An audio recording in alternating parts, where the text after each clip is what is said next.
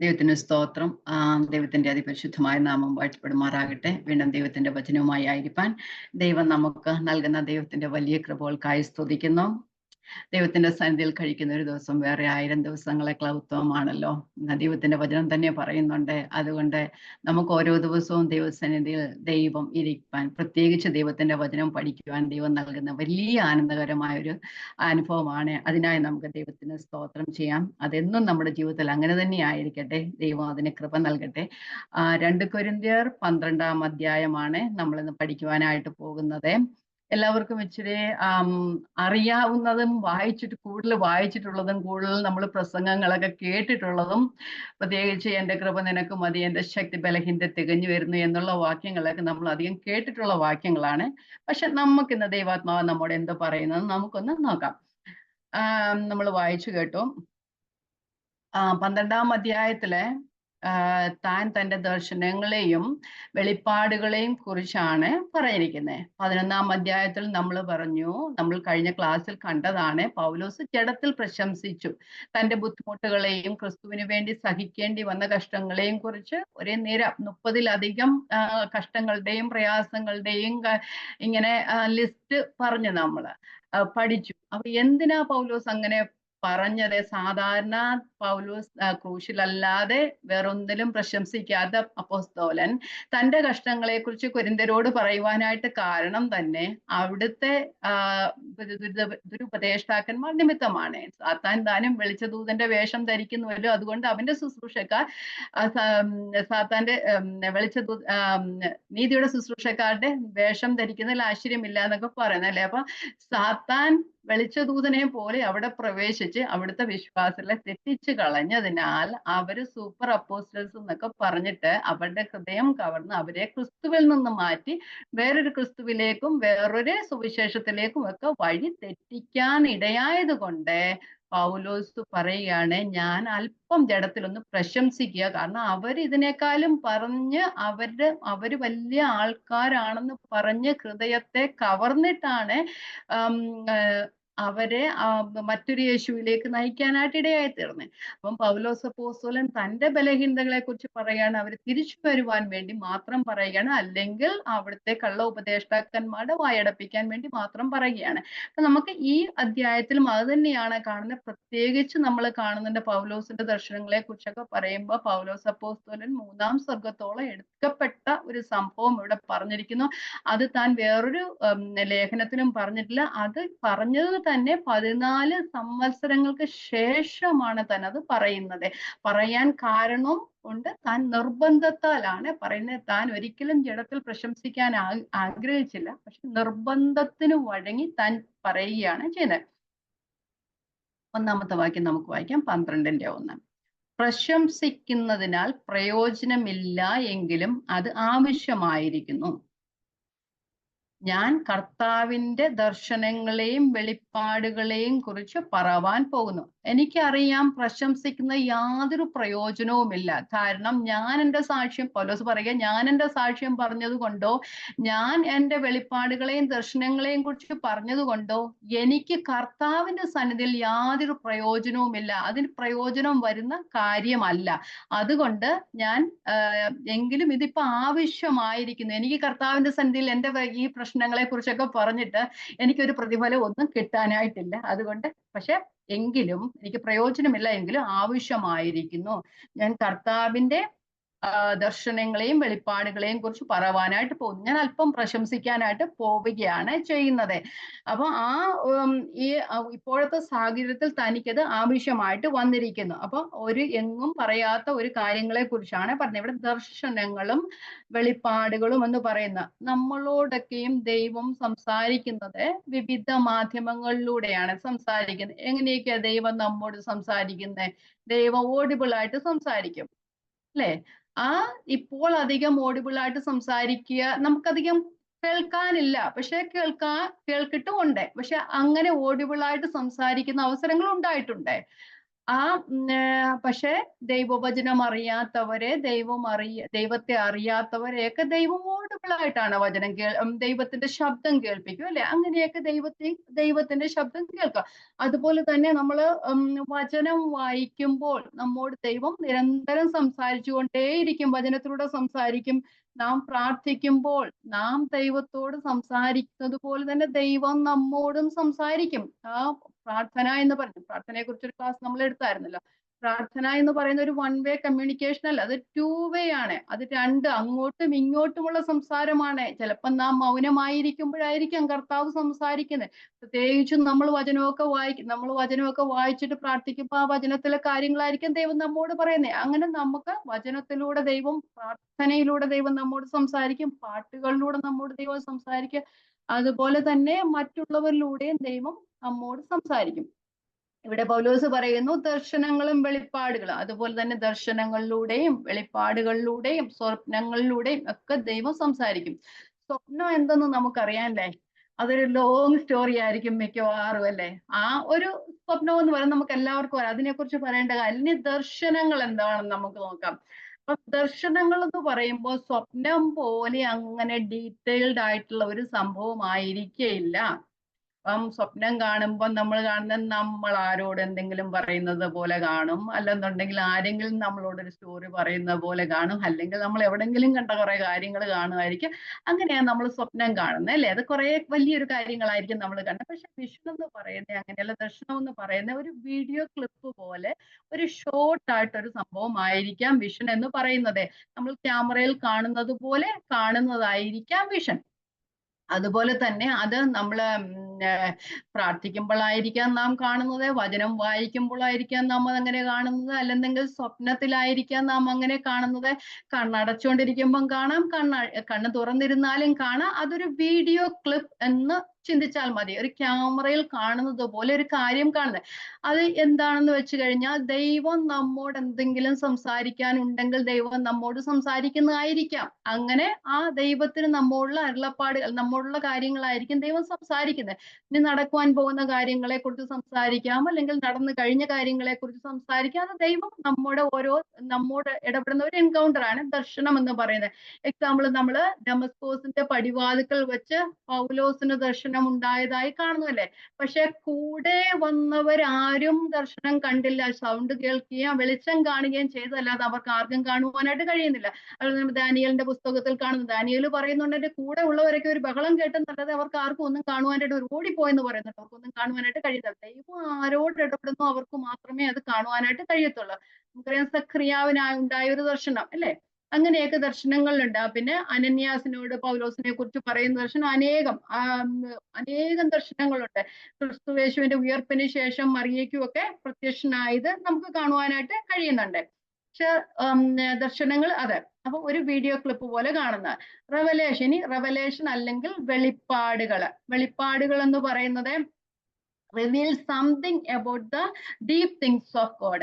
ദൈവത്തിന്റെ ആഴമായ കാര്യങ്ങളെ കുറിച്ച് നമുക്ക് വെളിപ്പെടുത്തി തരുന്നതാണ് വെളിപ്പാടുകൾ എന്ന് പറയുന്നത്. റിവീൽഡ്, അത് മറ നീട്ടി നമുക്ക് പുറത്തു തരിക. Unveiling the deep things of God, ദൈവത്തിന്റെ ആഴമായ കാര്യങ്ങളെ നമുക്ക് വെളിപ്പെടുത്തുന്നത്.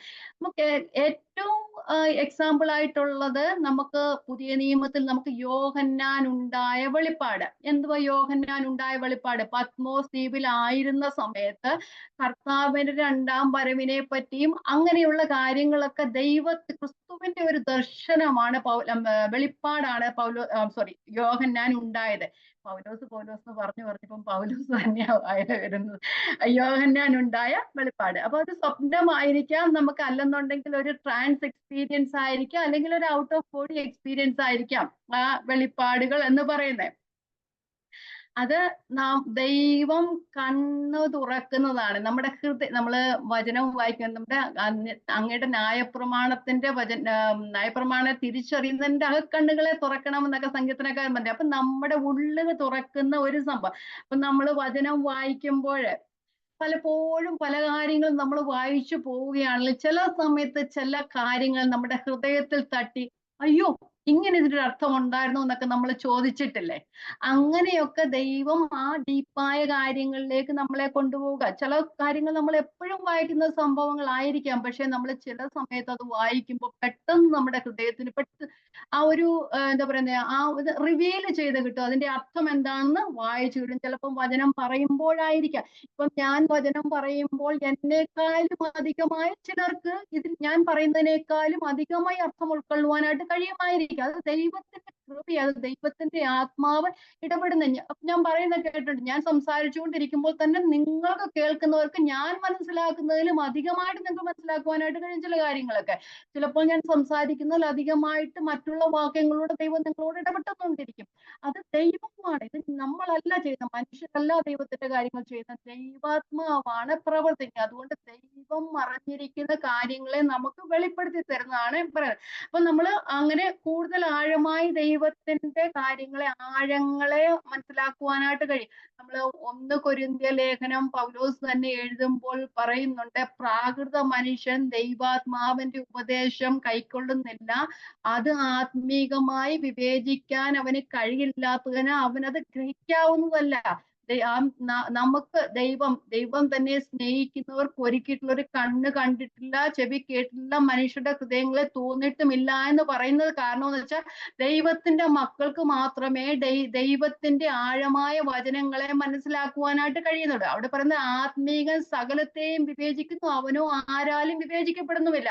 അപ്പൊ നമുക്ക് ദൈവത്തിന്റെ ആത്മാവുള്ള ദൈവത്തിന്റെ മക്കൾക്ക് മാത്രം ദൈവം വെളിപ്പെടുത്തുന്ന സത്യമാണ് ദൈവത്തിന്റെ വചനം. നമുക്കറിയാം എത്രയോ കാലങ്ങളായിട്ട് ബുദ്ധിമാന്മാർ എല്ലാം വചനം ഇങ്ങനെ പഠിച്ചുകൊണ്ടേയും വായിച്ചുകൊണ്ടേയും കോട്ട് ചെയ്തുകൊണ്ടേ ഒക്കെ ഇരിക്കുന്നത്. പക്ഷെ ആ രക്ഷയുടെ അനുഭവത്തിലേക്ക് വരാനോ കർത്താവിന്റെ വചനത്തിന്റെ ആഴങ്ങളെ മനസ്സിലാക്കുവാനോ ആർക്ക് കഴിയില്ല. കാരണം ഇത് ദൈവത്തിന്റെ ആത്മാവിനാൽ എഴുതപ്പെട്ട സംഭവമാണ്. നമ്മൾ പ്രാർത്ഥിക്കുമ്പോഴൊക്കെ നമ്മൾ ദൈവമേ അങ്ങയുടെ ആ ദൈവത്തിന്റെ ആത്മാവിലെ എങ്ങനെ എഴുതിയോ അതേ ആത്മാവിനാൽ, ഏതാത്മാവിനാൽ എഴുതിയോ അതേ ആത്മാവിനാൽ നമുക്ക് മനസ്സിലാക്കുവാനുള്ള കൃപ തരണേ എന്ന് പറയത്തില്ലേ. അപ്പൊ ആ ദൈവത്തിന്റെ ഒരു ഓതറ് തന്നെ ഉണ്ടെങ്കിലും അതിന്റെ ബാക്കിൽ വേറൊരു ഓതറും കൂടെ ഉണ്ട്. ഏത് പുസ്തകങ്ങൾ എഴുതിയാലും അതിന് ഒരു ഓതറേ ഉള്ളൂ. പക്ഷെ വചനത്തിന് 2 ഓതേഴ്സാ ഉള്ളത്. ഒന്ന് പരിശുദ്ധാത്മാവ്, ഒന്ന് അല്ലെങ്കിൽ എഴുതുന്ന ആള്. അപ്പൊ ആ എഴുതുന്നവരെയും കൊണ്ടൊക്കെ എഴുതിപ്പിക്കുന്ന ദൈവത്തിന്റെ പരിശുദ്ധാത്മാവാ. അപ്പൊ ആ എഴുതുന്നവരൊക്കെ മരിച്ചുപോയി നമുക്ക് പറഞ്ഞു കേൾക്കാനൊന്നും ആരുമില്ല. പക്ഷെ ഇപ്പോഴും നാം വചനം വായിക്കുമ്പോൾ അത് ജീവനുള്ളതായി നമുക്ക് തീർന്നതിന് കാരണം ഏത് ഓതറാണോ ആ എഴുതിയത് ആ ഓതർ നമ്മോട് കൂടെ ഇരുന്ന് നമ്മെ പഠിപ്പിക്കുന്നത് കൊണ്ടാണ് നമുക്ക് വചനം പഠിക്കുവാനായിട്ട് കഴിയുന്നത്. അല്ലെങ്കിൽ നമുക്ക് വചനം പഠിക്കുവാനായിട്ട് ഒരിക്കലും കഴിയുകയില്ല. കാരണം നാം വചനം വായിക്കും, പല റെഫറൻസ് ബൈബിൾ നോക്കി. അപ്പൊ ഞാനാണെങ്കിലും എത്രയോ റെഫറൻസ് ബൈബിൾ നോക്കിയായിരുന്നു വചനമൊക്കെ പഠിക്കുന്നത്. പക്ഷെ ഇതൊക്കെ മനസ്സിലാകണമെങ്കിൽ ദൈവത്തിന്റെ ആത്മാവ് നമ്മോട് കൂടെ ഇരുന്ന് പറഞ്ഞു തരാതെ നമുക്ക് മനസ്സിലാകുകയില്ല. അല്ലെങ്കിൽ നമ്മൾ പ്രസംഗം കേൾക്കും, അത് ഒരു ചെവി കൂടെ കേട്ട് മറ്റു ചെവി കൂടെ പോകും. നമ്മുടെ ഹൃദയത്തിൽ അത് വ്യാപരിക്കത്തില്ല. ആ ദൈവത്തിന്റെ ആത്മാവിനാൽ എഴുതിയത് കൊണ്ടാണ് നമുക്കത് മനസ്സിലാകുന്നത്. അപ്പൊ ഓരോ പ്രാവശ്യം ഇപ്പൊ ഞാൻ ഇപ്പോൾ സംസാരിക്കുന്ന വേറൊരു കുറച്ചു നാള് കഴിഞ്ഞ് ചിലപ്പോ ഇത് സംസാരിക്കുമ്പോൾ എനിക്ക് വേറൊരു രീതിയിലായിരിക്കും മനസ്സിലാകുന്നത്. ഇതിലും ഡീപ്പായിട്ട് കാര്യങ്ങളായിരിക്കും ചിലപ്പോൾ ഞാൻ പറയുന്നത്. പണ്ട് നമ്മൾ വചനം പഠിച്ചു തുടങ്ങിയ സമയത്ത് ഉള്ള അറിവല്ലല്ലോ നമുക്ക് ഇപ്പോൾ ഉള്ള അറിവ്. ഇപ്പം ഒരു 23-ാം സങ്കീർത്തനം ഒരു 8 വാക്യങ്ങളല്ല ഉള്ളു. അത് പലരുടെ കയ്യിൽ കൊടുത്തു കഴിഞ്ഞാൽ അത് ഓരോരുത്തരും അത് വ്യാഖ്യാനിക്കുന്നതിന് വ്യത്യാസമുണ്ട്. കാരണം അത് ദൈവത്തിന്റെ വചനമാവേണ്ട ഓരോരുത്തർക്കും മനസ്സിലാകുന്ന കാര്യങ്ങൾ വ്യത്യാസമുണ്ട്. അപ്പം ദൈവം ഓരോരുത്തരുടെ ആ മെച്യൂരിറ്റി അനുസരിച്ച് അവരെ വചനത്തിന്റെ ആഴങ്ങളിലേക്ക് കൊണ്ടുപോകും. 1-ാം ക്ലാസ്സിൽ പഠിക്കുന്ന കുഞ്ഞിന് ആ 1-ാം ക്ലാസ് മാത്രമേ മനസ്സിലാകത്തുള്ളൂ അല്ലേ? 2-ാം ക്ലാസ്സിൽ 2-ാം ക്ലാസ്സിലെ പുസ്തകം മനസ്സിലാകത്തില്ല. പക്ഷേ ദൈവത്തിന്റെ വചനം നോക്കിയാല് സൺഡേ സ്കൂളിൽ പഠിക്കുന്ന കുഞ്ഞുങ്ങൾ മുതൽ PhD ചെയ്യുന്ന ആൾക്കാർ, സ്റ്റുഡൻസ് വരെ അവർക്കൊക്കെ വേറെ ബൈബിൾ ഉണ്ടോ? ഒറ്റ ബൈബിളേ ഉള്ളൂ. ഈ ഒറ്റ ബൈബിളിൽ നിന്ന് അവർ പഠിക്കുന്ന അതെന്തുകൊണ്ടാ? ദൈവത്തിന്റെ ആത്മാവ് റിവീൽഡ് ചെയ്ത് കൊടുക്കുന്നുണ്ട്. ആ കഥ ഒരു സ്റ്റോറി വായിക്കുമ്പോൾ 1-ാം ക്ലാസ്സിലെ കൊച്ചിന് എന്താ മനസ്സിലാവേണ്ടെന്ന് ആ കൊച്ചിനത് മനസ്സിലാകും. ആ സ്റ്റോറി വായിക്കുമ്പോൾ PhD പഠിക്കുന്ന ആൾക്കാർക്ക് എന്താ വേണ്ടെന്ന് വെച്ചാൽ അവർക്ക് അതിൻ്റെ രീതിയിൽ മനസ്സിലാകും. അങ്ങനെയാണ് ദൈവത്തിന്റെ ആത്മാവ് നമ്മോട് ഇടുന്നത്. അത് ജീവനുള്ള വചനം ആയതുകൊണ്ട്. ഓക്കെ, ഇവിടെ തിരിച്ചു വരിക. അപ്പൊ നമുക്ക് ഒരു എക്സാമ്പിൾ നമുക്ക് വചനത്തിൽ നിന്ന് തന്നെ വായിച്ചു പോകാം. നമ്മൾ എമ്മൂസിലേക്ക് പോയ ശിഷ്യന്മാരെ കുറിച്ച് നമ്മൾ പറയുന്നുണ്ട്. എന്ന് കർത്താവായ യേശു ക്രിസ്തുവിന്റെ ഉയർത്തെഴുന്നേൽപ്പിന് ശേഷം കർത്താവ് ശിഷ്യന്മാർക്ക് വെളിപ്പെട്ടതായി കാണുന്നു. അപ്പൊ എമ്മൂസിലേക്ക് പോയ ശിഷ്യന്മാര് കുറേ നേരം ലൂക്കോസിന്റെ സുവിശേഷം 24-ാം അധ്യായം. അപ്പം കർത്താവ് രാത്രിയിൽ നടന്നു പോവുകയാണ്. രാത്രിയാണോ പകലാണോ എന്നറിയത്തില്ല, ചിലപ്പോൾ രാത്രി ആയിരിക്കും. അപ്പം എമ്മുവസിലേക്ക് നടന്നു പോകുന്ന ശിഷ്യന്മാരുടെ കൂട്ടത്തിൽ കൂടി കർത്താവ് നടന്നു പോകുന്നുണ്ട്. എത്രയോ നേരം കർത്താവ് അവർക്കൂടെ നടന്നു പോയെന്ന് അറിയത്തില്ല, കുറെ നേരം നടന്നുകൊണ്ടിരിക്കുക. അവൻ സങ്കീർത്തന ആ കർത്താവിനെ കുറിച്ച് എഴുതിയിരിക്കുന്നതല്ല അവർക്ക് വിവരിച്ചു കൊടുത്തെന്നാ പറഞ്ഞത്. പക്ഷേ പറഞ്ഞുകൊണ്ട് പോയപ്പോഴും വേറെ ആരോ ഒരാള് കൂടെ നടക്കുന്നു അവർക്ക് തോന്നിയതല്ലേ. പക്ഷെ നമുക്കൊന്ന് വായിച്ചു നോക്കാം. ലൂക്കോസിന്റെ സുവിശേഷം 24:30 മുതലുള്ള വാക്യങ്ങൾ. അവരുമായി ഭക്ഷണത്തിനിരിക്കുമ്പോൾ, കർത്താവ് അവരുടെ കൂടെ വീട്ടിലെത്തി. അവരുമായി ഭക്ഷണത്തിനിരിക്കുമ്പോൾ അവൻ അപ്പം എടുത്ത് അനുഗ്രഹിച്ച് നുറുക്കി അവർക്ക് കൊടുത്തു.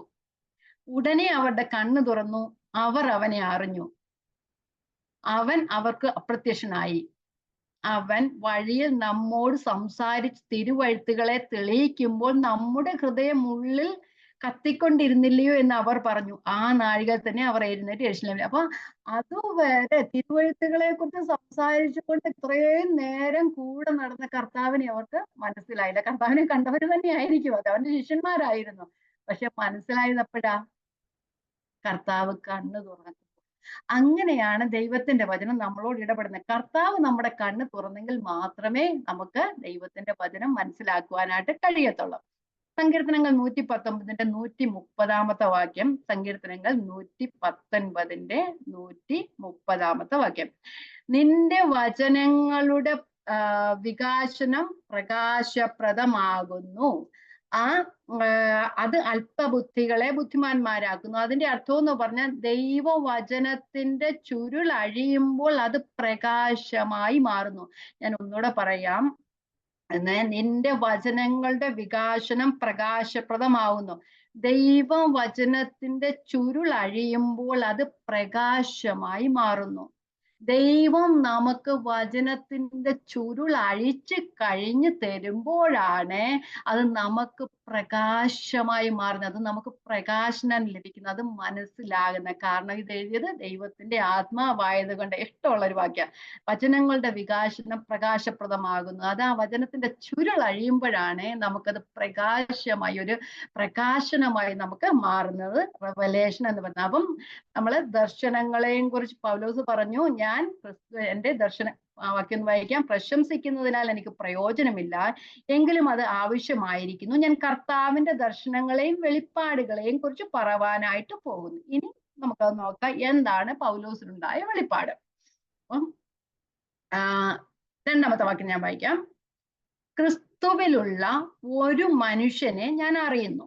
അവൻ 14 സംവത്സരം മുമ്പേ 3-ാം സ്വർഗത്തോളം എടുക്കപ്പെട്ടു. ശരീരത്തോടെയോ എന്ന് ഞാൻ അറിയുന്നില്ല, ശരീരം കൂടാതെയോ എന്നും അറിയുന്നില്ല, ദൈവം അറിയുന്നു. ഇവിടെ ക്രിസ്തുവിലുള്ള ഒരു മനുഷ്യനെ അറിയുന്നു.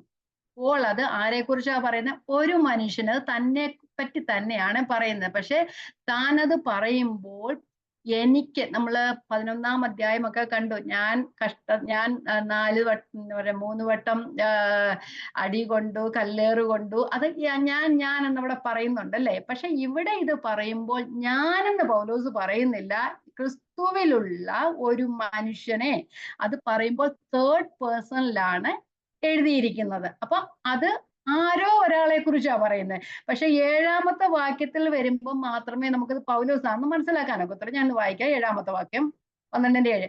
വെളിപ്പാടുകളുടെ ആധിക്യത്താൽ ഞാൻ അതിയായി നിഗളിച്ചു പോകാതിരിപ്പാൻ എനിക്ക് ജഡത്തിൽ ഒരു ശൂലം തന്നിരിക്കുന്നു. ഞാൻ നിഗളിച്ചു പോകാതിരിക്കേണ്ടി എന്നെ കുത്തുവാൻ സാത്താനത്. അവിടെ നമുക്ക് മനസ്സിലാകുന്നത് പൗലോസ് തന്നെയാണെന്ന് പറയുന്നത്.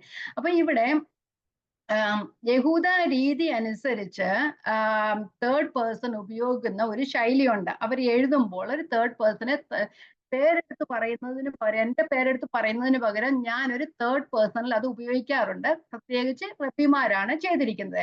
പൗലോസ് പക്ഷെ ഇത്രയും നേരം ഇത്രയും ലേഖനങ്ങൾ എഴുതിയപ്പോഴും ആ ഒരു മറ്റ് അധ്യായങ്ങളിലൊന്നും തേർഡ് പേഴ്സൺ ആയിട്ട് തന്നെ കുറിച്ച് പറഞ്ഞിട്ടില്ല, അല്ലെ? തന്റെ പേര് അല്ലെ എനിക്ക്, ഞാൻ എന്നൊക്കെയാണ് പറഞ്ഞിരിക്കുന്നത്. പൗലോസായ ഞാനെന്ന് പറഞ്ഞിട്ടുണ്ട്. അപ്പൊ ഇവിടെ അങ്ങനെ പറയുമ്പോൾ ആ ഒരു എന്താ പറയുന്നത്, ആ ഒരു തേർഡ് പേഴ്സണിൽ ഉപയോഗിക്കും. ഇതെന്താ, ഒരു വലിയൊരു സ്വർഗീയ അനുഭവത്തെ കുറിച്ചാണ് പറയുന്നത്, അല്ലെ?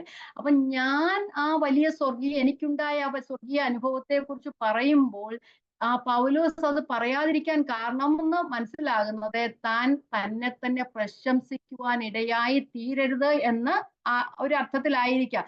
പൗലോസ് തന്നെ കുറിച്ച് ഇത് പറയുമ്പോൾ ഒരു തേർഡ് പേഴ്സണിലല്ല, തന്റെ ഒരു ഫസ്റ്റ് പേഴ്സണിൽ പറയുകയാണെങ്കിൽ അത് പൗലോസിന് മഹത്വം വരുവാനായിട്ട് ഇടയായി തരും. നമ്മൾ കണ്ടിട്ടുണ്ടല്ലോ, പലരും പറയുന്ന ഞാൻ അത് കണ്ടു, ഞാൻ ദൈവത്തിന്റെ അങ്ങനെയൊക്കെ പറയുന്ന കേൾക്കുമ്പോഴേ അപ്പൊ അവരെയൊക്കെ നമ്മൾ വലിയ ആളായിട്ടാ കരുതുന്നത്, അല്ലേ? ഇല്ലേ? നമ്മൾ പ്രസംഗങ്ങളൊക്കെ കേൾക്കുമ്പം ഓരോരുത്തർ പറയും എനിക്കിങ്ങനെ ഔട്ട് ഓഫ് ബോഡി എക്സ്പീരിയൻസ് ഉണ്ടായെന്നൊക്കെ പറയുമ്പോൾ അവരെ ഒരു വിശിഷ്ട വ്യക്തിയായിട്ട് കാണുന്നവരുണ്ട്. ഇഷ്ടംപോലെ ഉണ്ട്. വിഗ്രഹാരാധന ചെയ്യരുതെന്ന് പറഞ്ഞ വിഗ്രഹങ്ങള് ദൈവ ശുശ്രൂഷകന്മാരെ ആരാധിക്കുന്നവർ എത്രയോ പേരുണ്ട്. അങ്ങനെ ഉണ്ടാകാൻ ചാൻസ് ഉണ്ട്. അതുകൊണ്ട് പൗലോസ് തൻ്റെതായ ആ ഒരു ഫസ്റ്റ് പേഴ്സണിൽ പറയാതെ തേർഡ് പേഴ്സണിലാണ് ഉപയോഗിച്ചത്. കാരണം തൻ്റെ ജഡം അതിനാൽ എന്താ പറയുന്നത് ഉയരുവാനായിട്ട് ഇടയാക്കരുത്, ദൈവത്തിന്റെ നാമത്തിന് മഹത്വം വരണം. അതുകൊണ്ടാണ് തന്നെ അങ്ങനെ പറയാതിരിക്കുന്നത്. അപ്പൊ ഒരു മനുഷ്യൻ എന്ന ശൈലി താൻ ഉപയോഗിക്കാൻ കാരണം ആ പൗലോസ് എന്ന ഞാൻ അതിൽ പ്രശംസിക്കുക. അത് പ്രത്യേകിച്ച് ഞാൻ പറഞ്ഞതുപോലെ തന്നെ കഴിഞ്ഞ ക്ലാസ്സുകളിലൊക്കെ പറഞ്ഞപ്പോൾ തന്റെ ബലഹീനതകൾ പ്രശംസിച്ചപ്പോൾ ഞാൻ എനിക്ക് എന്നൊക്കെ പറഞ്ഞു. പക്ഷെ ഇവിടെ വന്നപ്പോൾ സ്വർഗസമാനമായ സ്വർഗീയമായ ഒരു അനുഭവം ഉണ്ടായപ്പോൾ അത് എനിക്ക് സംഭവിച്ചു, അല്ലെങ്കിൽ എന്റെ ജഡം ഉയരാതിരിക്കാൻ വേണ്ടി മാത്രമാണ് പൗലോസ് തേർഡ് പേഴ്സണിൽ പറഞ്ഞെന്ന് നമുക്ക് പറയാം, അല്ലെ? പൗലോസിന് മറ്റെവിടെയും പറയുന്നത് പോലെ ആ ഒരു ഫസ്റ്റ് പേഴ്സണിൽ ഉപയോഗിക്കാമായിരുന്നു. പൗലോസ് അത് ചെയ്തില്ല. അത് പറഞ്ഞ് ഞാൻ ഒരു മനുഷ്യനെ അറിയുന്നു, ക്രിസ്തുവിലുള്ള ഒരു മനുഷ്യനെ അറിയുന്നു. അത് ക്രിസ്തുവിലുള്ള മനുഷ്യനാണ്. ക്രിസ്തുവിലാകുന്ന എങ്ങനെയാ? ക്രിസ്തുവിലാകുന്നത് ക്രിസ്തുവിന്റെ വചനം നമ്മുടെ ഉള്ളിൽ ക്രിയ ചെയ്യുമ്പോൾ, പരിശുദ്ധാത്മാവിനാൽ ക്രിയ ചെയ്യുമ്പോഴാണ് നാം രക്ഷിക്കപ്പെടുക എന്നതാണ് പറഞ്ഞ. ക്രിസ്തുവിലുള്ള ഒരു മനുഷ്യനെ, ഒരു വിശ്വാസി അല്ലെങ്കിൽ ഒരു വിശ്വസ്തൻ, അല്ലെ? യേശുവിനെ കർത്താവെന്ന് വായുകൊണ്ട് ഏറ്റു പറയുകയും ദൈവം അവനെ മരിച്ചവൻ ഉയർപ്പിച്ചു എന്ന് ഹൃദയം കൊണ്ട് വിശ്വസിക്കുകയും ചെയ്ത് അവനെ രക്ഷിക്കപ്പെടും. ഹൃദയം കൊണ്ട് നീതിക്കായി വിശ്വസിക്കുകയും വായു കൊണ്ട് രക്ഷയ്ക്കായി ഏറ്റുപറയുകയും ചെയ്യണം, അല്ലെ? അങ്ങനെ ചെയ്ത ഒരാളെയാണ് ക്രിസ്തുവിലുള്ള ഒരു മനുഷ്യൻ എന്ന് പറയുന്നത്. ക്രിസ്തുവിലുള്ള മനുഷ്യൻ സ്ഥിരമായിട്ട് ക്രിസ്തുവിൽ തന്നെ ആയിരിക്കണം. ദൈവത്തിന്റെ വചനത്തോട് ഇഷ്ടമുള്ളവൻ, ദൈവാത്മാവിനെ നടത്തപ്പെടുവൻ, ദൈവത്തിന് വേണ്ടി ഫലം കായ്ക്കുന്നവൻ, അങ്ങനെയൊക്കെയാണ് ഒരു ക്രിസ്തുവിലുള്ള മനുഷ്യൻ എന്ന് പറയുന്നത്. അപ്പൊ ക്രിസ്തുവിലുള്ള ഒരു മനുഷ്യനെ ഞാൻ അറിയുന്നു. അപ്പം ആ മനുഷ്യൻ 14 വർഷം മുമ്പ്, 14 സംവത്സരങ്ങൾക്ക് മുമ്പ് മൂന്നാം സ്വർഗത്തോളം എടുക്കപ്പെട്ടു എന്ന് പറഞ്ഞു. അപ്പൊ 14 വർഷം മുമ്പ് തനിക്ക് സംഭവിച്ച ഒരു അനുഭവം അല്ലെങ്കിൽ ഒരു ദർശനം അല്ലെങ്കിൽ ഒരു വെളിപ്പാടിനെ കുറിച്ചാണ് താനത് പറയുന്നത്. വെളിപ്പാട് നമുക്ക് പറയാം, വെളിപ്പാടിനെ കുറിച്ചാണ് പറയുന്നത്. ഇതുവരെ താൻ എങ്ങും ഇത് പറഞ്ഞിട്ടില്ല. താൻ വേറെ ലേഖനങ്ങൾ എഴുതിയോ എന്ന് ചോദിച്ചാൽ താൻ ലേഖനം എഴുതിയിട്ടുണ്ട്, ഗലാത്യ ലേഖനം എഴുതിയിട്ടുണ്ട്. ഇതിനൊക്കെ മുമ്പ് എഴുതിയതാണ് ഗലാത്യ ലേഖനം. അതുപോലെ തന്നെ 1 കൊരിന്ത്യർ ലേഖനം എഴുതിയിട്ടുണ്ട്. കൊരിന്ത്യർക്ക് ഇത് 3-ാമത്തെ ലേഖനമാണല്ലോ. 4 എഴുതി, ഇത് 3-ാമത്തതാണ്. പക്ഷെ അങ്ങനെ എഴുതിയിട്ടും കഴിഞ്ഞ ലേഖനങ്ങളിലൊന്നും താൻ പറഞ്ഞിട്ടില്ല. തനിക്ക് അത്രത്തോളം ബുദ്ധിമുട്ടുകളും പ്രയാസങ്ങളും ഉണ്ടായപ്പോൾ താൻ പറയുകയാണ് ചെയ്യുന്നത്. ഇപ്പോൾ അത് തനിക്ക് പ്രശംസിപ്പാൻ കാരണമാക്കി തരും. മനസ്സോടെ താൻ പറയുകയാണ് ചെയ്യുന്നത്. പിന്നെ ഇങ്ങനെ പൗലോസ് പറയുന്നു, ഞാൻ ശരീരത്തോടു കൂടിയോ ശരീരം കൂടാതെയോ എന്ന് അറിയുന്നില്ല എന്ന് പറയുന്നുണ്ട്. ഇതിന് എവിടെ വെച്ചാണെന്ന് നമുക്ക് യാതൊരു തെളിവുമില്ല.